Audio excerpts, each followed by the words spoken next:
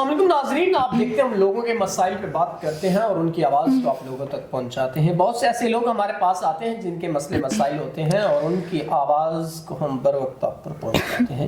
آج بھی ایک معاشی کی ایسی بیٹی موجود ہے جو کہ کافی پریشان عالم میں ہمارے پاس آئی، تو آئیے ان کی آواز کو ہم آپ لوگوں تک پہنچاتے ہیں. السلام علیکم. وعلیکم السلام. اچھا، مجھے بتائیے زندگی کے کیا مسئلے مسائل ہیں جن کی وجہ سے آپ پریشان ہیں؟ جی، میرے والدین نہیں تھے، میرے 4 بھائی تھے، میں ان کی اکلوتی بہن تھی. میرا بڑا بھائی تھا، اس کی شادی ہو گئی تو مجھ سے بالکل بھی پیار نہیں کرتا تھا، اور میرے 3 بھائی مجھ سے بہت پیار کرتے تھے. انہوں نے مجھے بہت لاڈ سے پالا تھا.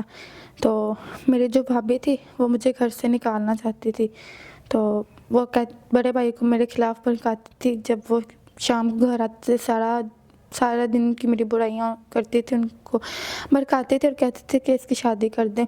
جب میرے بڑے بھائی نے یہ بات چھوٹے بھائیوں سے کی تو انہوں نے اس بات کو منع کر دیا کہ ہم اپنی بہن کی شادی ابھی نہیں کریں گے.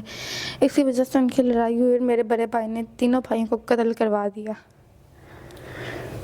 اب آپ کیا چاہتی ہیں؟ جو ہوا سو ہوا. اب اگر کوئی نیک انسان آپ کے ساتھ نکاح کرتا ہے تو آپ کا کیا خیال ہے؟ اگر کوئی ایسا انسان جو بالکل بھی لالچی نہ ہو، کیونکہ میری بھابھی نے یہ سب کچھ لالچ میں آ کر کیا، بالکل بھی لالچی نہ ہو، مجھے عزت سے رکھے تو میں نکاح کے لیے تیار ہوں. ناظرین، اگر کوئی ایسا انسان جو ان کے معاملات اور ضروریات زندگی کو پورا کرتا ہے اور ان سے نکاح کی خواہش رکھتا ہے تو وہ ان کے ساتھ ضرور نکاح کرے. تو اسی کے ساتھ اپنے میزبان نواب احمد کو دیں اجازت. خدا حافظ.